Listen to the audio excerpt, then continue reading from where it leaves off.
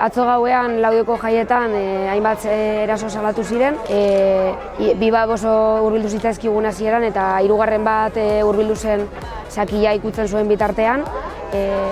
Espaziotik ateratzeko eskatu genion, bere aldetik ezetza jaso genuen eta oldarko hori ipini zen, eta orduan autodefentsa feminista baliatuz espaziotik kanporatzea erabaki genuen. Bigarren aldi batean ere beste taberna batean espaziotik kanporatu behar izan genuen, baina hor ezen geratu gauza gogorarazi nahi dugu ez dela bakarrik erasotzaileen kontua, konplizeak daudenean ere erasotzaile bihurtzen direla eta ez dugula poliziaren beharrik behar, hurbildu ziren guk eskatu gabe, guk autodefentsa feminista erabiliz nahikoa dugu eta ez dugula ez konplizerik, ez printzipe salbatzailerik behar ere.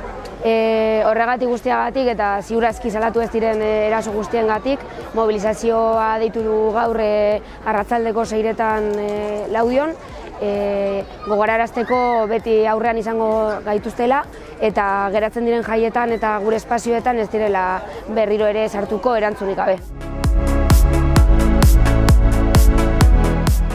Atzo gauean, Amurrion bertan erdigunean eraso baten lekuko izan ginen eta hori salatzeko asmoz elkartu gara gaur Amurrioko plazan. Horrekin batera bai salatu nahi izan dugu ez dela lehenengo erasoa izan Amurrioko jaietan. Zen esan nahi dugu ez dugula erasonik onartuko eta aurrean izango gaituztela eta hemendik aurrera honetan jarrituko dugula prebentzioan eta salaketan.